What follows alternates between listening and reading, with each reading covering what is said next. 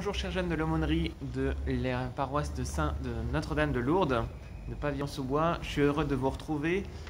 Alors aujourd'hui, on va aborder un thème qui est un thème un peu délicat, c'est celui de la vie après la mort, la vie dans l'au-delà.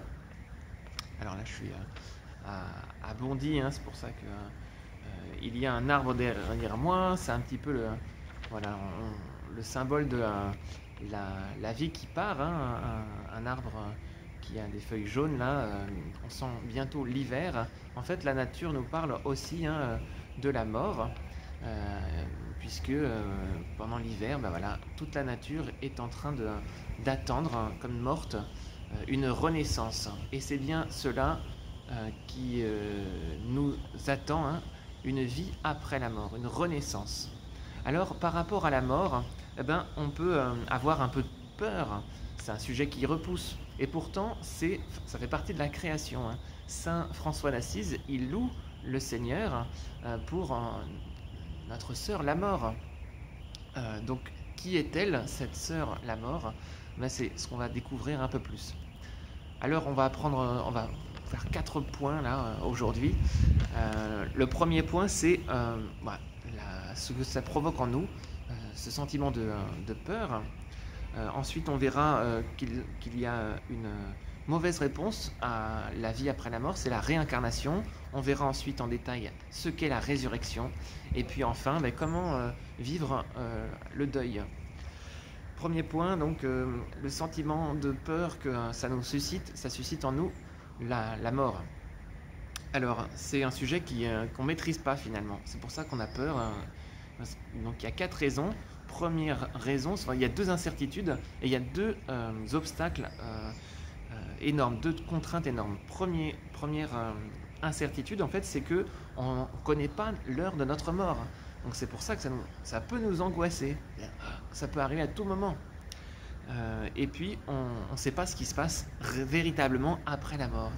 Chacun de nous, on n'a jamais expérimenté cette vie après la mort, et ça peut nous faire peur. Ensuite, il y a 2 contraintes énormes pour comprendre ce que c'est que la mort, et c'est pour ça qu'on ne sait pas trop, c'est un sujet qu'on ne maîtrise pas trop personnellement, donc c'est inéluctable, ça va tous nous arriver. Et deuxième contrainte, c'est que c'est irrémédiable, on ne pourra jamais retourner en arrière à notre vie sur la Terre. C'est aussi un sujet qui fait peur puisque on vit dans la solitude au moment de la mort. Voilà, on ne vit pas ensemble, tous ensemble au même instant. On part pas tous ensemble. Non, il y a une solitude véritablement dans la mort. Donc la conséquence de tout ça, c'est que on n'a pas du tout envie d'évoquer ce sujet. Ça nous irrite, ça nous met mal à l'aise. Donc on l'évite, on l'oublie et puis on peut se ruer sur des choses qui permettent d'éviter d'y penser, et donc sur les divertissements à outrance, l'activisme, etc. Ça peut être un peu une manière d'éviter ce sujet de la vie après la mort, ce sujet de la mort. Aujourd'hui, il y a 1/3 des Français, c'est quand même assez incroyable comme nombre, hein. 1/3 des Français croient à la vie après la mort, c'est-à-dire qu'il y a 2/3 qui soit croient qu'il n'y a rien après la mort, hein, ils sont nombreux, la moitié, plus de la moitié, et soit ils ne se prononcent pas. Donc ça, c'est des chiffres très récents en France, hein. Donc 1/3 pour un pays catholique, c'est quand même assez fort, hein, de voir qu'il n'y a plus qu'1/3 qui croit à une vie après la mort. C'est même pas la foi chrétienne, hein, seulement la vie après la mort. Qu'est-ce que c'est que la mort? Avant d'aborder un peu le sujet en détail, c'est la séparation de mon âme avec mon corps, une séparation des deux. Mon corps, il est voué à la destruction, vous avez bien compris, et puis mon âme, elle a envie de vivre toujours, donc il y a une distance, une tension intérieure. On peut prendre l'exemple d'une bougie, hein. La bougie, c'est beau à voir, hein, quand elle est allumée. Quand la flamme n'est plus là, il n'y a plus d'animation, il n'y a plus d'âme, si on veut, sur une bougie. Voilà, tout simplement, quand on regarde un insecte, on a déjà fait expérience quand on était petit, on a vu un insecte qui était plus vivant, il bougeait plus. Voilà. L'âme, c'est aussi, ça vient d'anima, c'est le fait de bouger, hein, de se mouvoir. Donc on a l'impression qu'après notre mort, on ne bouge plus. C'est faux. On va voir. Alors, deuxième point, c'est l'hypothèse, une hypothèse pour la vie après la mort, qui est très populaire aujourd'hui, c'est la réincarnation. Vous connaissez sûrement, peut-être que c'est un peu flou pour vous. Qu'est-ce que c'est que la réincarnation? En fait, dans cette hypothèse, c'est que on croit que notre vie va renaître. Ok, il y a une vie après la mort, mais notre vie, en fait, notre âme va continuer de vivre, mais dans une autre forme, dans un autre corps, en fait. Notre corps, il est passager, il est voué à la destruction, mais notre âme va aller dans un autre corps. Alors si on a fait quelque chose de bien dans notre vie, si on était bon, eh bien, on espère aller on va dans un corps qui est plus honorable. Voilà, si par exemple j'étais dans une condition très modeste sur la terre, je vais avoir une possibilité d'être dans une condition un peu mieux, d'avoir un peu plus de richesse dans la vie après, la vie suivante. Ou alors quand j'ai été vraiment odieux dans ma vie, eh bien je peux aller dans un corps qui est vraiment pas du tout glorieux, qui est carrément un animal ou un insecte. Bon. C'est le cycle, et c'est un cycle un petit peu interminable presque, parce qu'il faudra beaucoup de temps. C'est une sorte de purification de l'âme. Il faudra beaucoup de corps avant d'atteindre, en espérant, et c'est même pas sûr, le but ultime qui est l'âme qui est en paix, c'est-à-dire, on appelle ça donc dans ces courants, l'hindouisme, le bouddhisme, qui croit en la réincarnation, si je ne me trompe pas, au nirvana. C'est le nirvana, c'est l'état ultime, le but ultime. Voilà, on a atteint la forme la plus parfaite, le corps le plus parfait, et voilà. Donc l'âme est en paix. Alors, il y a deux défauts, c'est qu'il y a vraiment une séparation de l'âme et du corps, pour toujours, dans cette conception, ce qui n'est pas la foi chrétienne. On croit à l'unité, notre être est fait d'un corps et d'une âme, et mon corps, eh bien, je l'aurai dans la vie après la mort. C'est ça vraiment, c'est très important. Même si mon corps apparemment est voué à la destruction, il va, après ma mort, pouvoir renaître, en fait, rejaillir en vie. Et puis l'autre problème de la réincarnation, c'est que ça diminue un peu la responsabilité de mes actes. On peut être tenté de dire bon, j'aurai une vie après la mort, après je peux faire ce que je veux, et puis tant pis. On est moins attentif au fait qu'on n'a qu'une seule vie, en fait, qu'une seule vie sur la terre qui dépendra, ma vie dans l'au-delà dépendra de ma vie sur la terre, et il n'y en aura qu'une sur la terre. Alors c'est quoi la vie? Troisième point que je voulais aborder, c'est quoi ce que dit la foi chrétienne. La foi chrétienne, c'est dans le credo, je crois à la résurrection de la chair. C'est très important, à la vie éternelle bien sûr, à la vie après la mort, mais à la résurrection de la chair.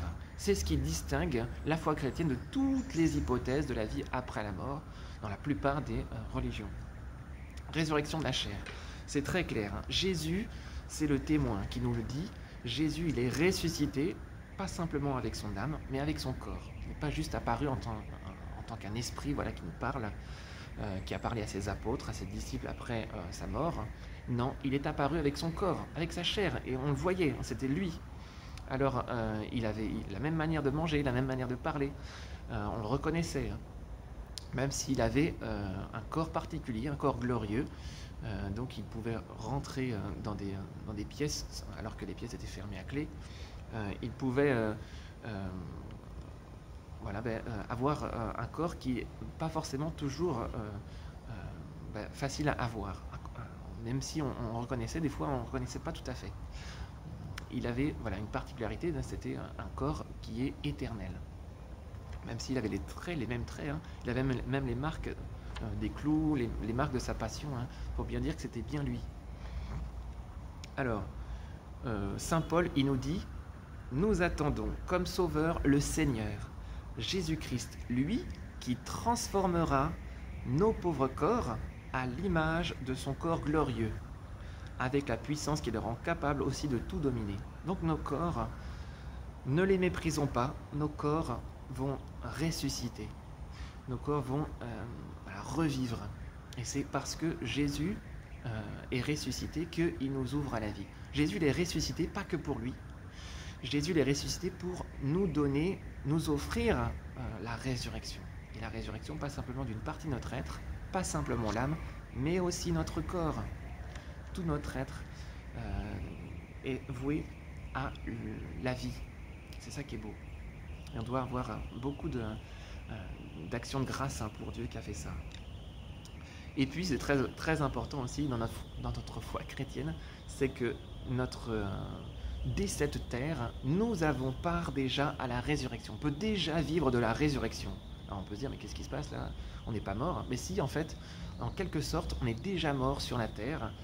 Alors je vous apprends peut-être un truc, c'est que quand on a été baptisé, eh bien on a été plongé dans la mort, dans l'eau en fait. L'eau c'est le symbole aussi, donc c'est le symbole de la vie couramment, mais c'est le symbole aussi de la mort pour les juifs et pour nous les chrétiens. Le baptême, on est plongé dans l'eau, donc c'est aussi le symbole de la mer Rouge. Les Hébreux sont passés à travers la mer Rouge, ils sont sortis vivants. Eh bien nous aussi on est plongé dans l'eau de la mort au baptême et on en est ressorti vivant.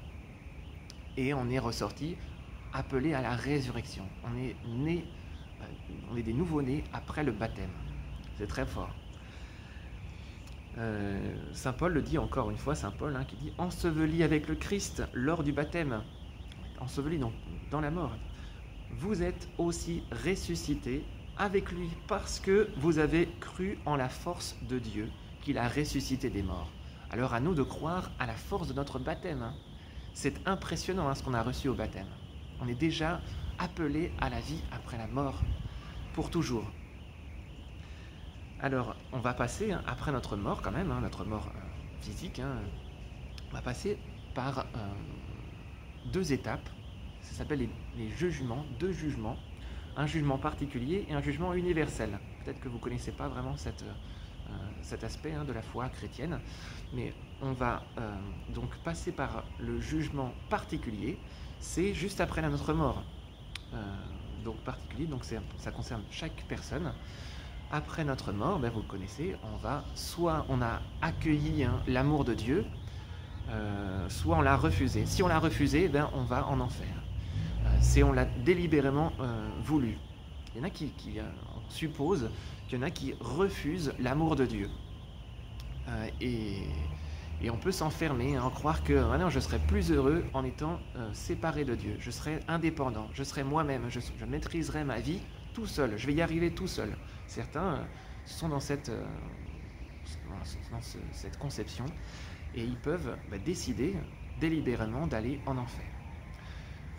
Soit on a choisi l'amour de Dieu, et alors soit on a été préparé sur la terre finalement, on a été tellement unis à Dieu sur la terre que après notre mort, on est avec Dieu, on est directement au paradis. Ça c'est l'expérience des saints. Ceux qui sont reconnus par l'Église comme saints, on considère qu'ils ont été, tout de suite après leur mort, ils sont allés auprès de Dieu.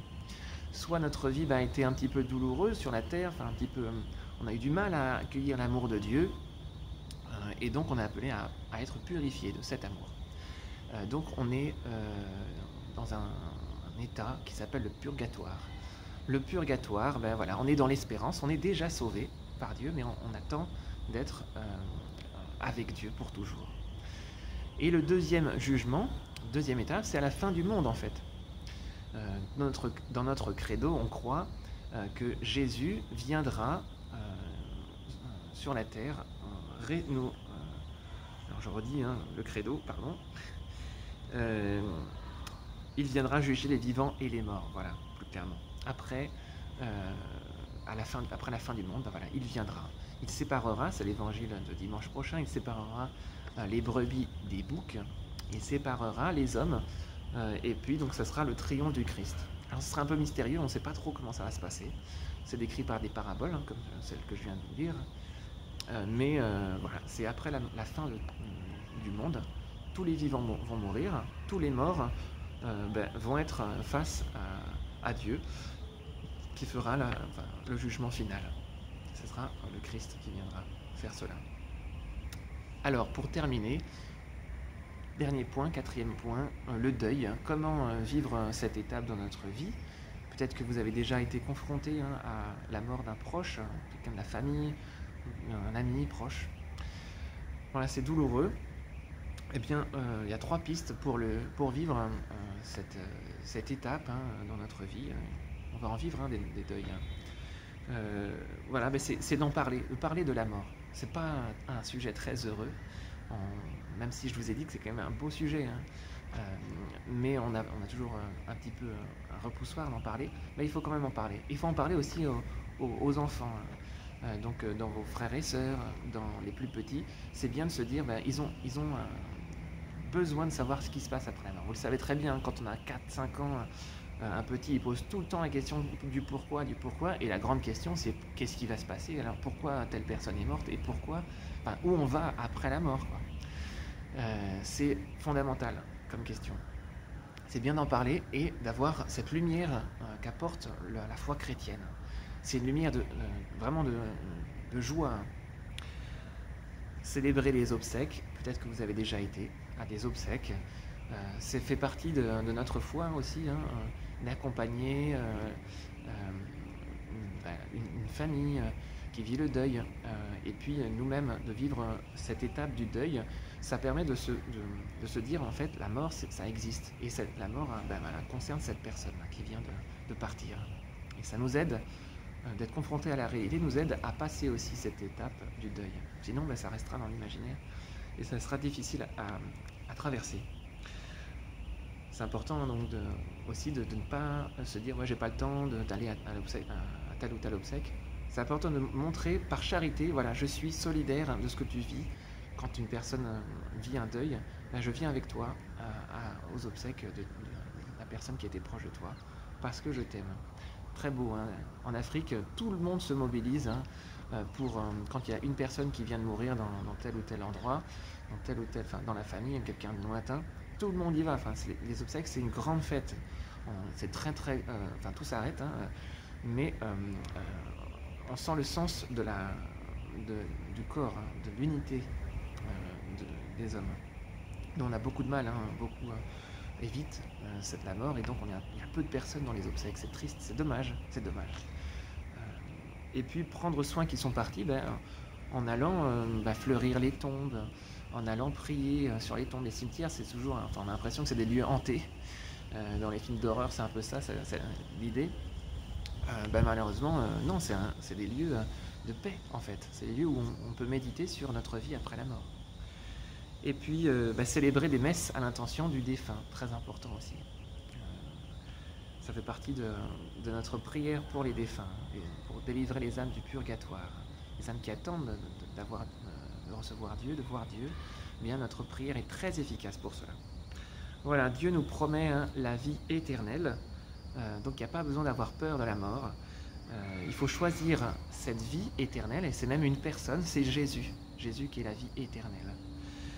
C'est l'amour en personne. Donc choisissons-le, choisissons cette vie éternelle dès cette terre. Désirons le rencontrer et préparons-nous dès maintenant à cette vie après la mort. Voilà, je termine par une image. Hop, une petite image de Jésus qui, hop, on arrive à voir, Jésus qui ressuscite Adam et Ève du tombeau. Là c'est Ève, et là c'est Adam. Jésus qui tire Adam et Ève du tombeau, de leur tombeau. Eh bien, j'espère qu'on sera aussi tiré par Dieu, par Jésus, de nos tombeaux après notre mort. Voilà, je vous souhaite une bonne fin de confinement. J'espère qu'on va bientôt terminer ce confinement et qu'on pourra se retrouver. Et je vous dis à bientôt. N'hésitez pas donc à suivre la messe le dimanche, bien sûr. Et puis vous pouvez aussi communier le dimanche à Notre-Dame de Lourdes en particulier. C'est à 17h après l'adoration. Et dans les autres églises à Bondy aussi. Donc c'est à 18h à Saint-Pierre. Et puis à l'église Saint-Louis aussi à 18h le dimanche pour communier si vous voulez. Et je vous invite fortement à communier, à recevoir la force de Dieu dans l'Eucharistie. À bientôt, au revoir.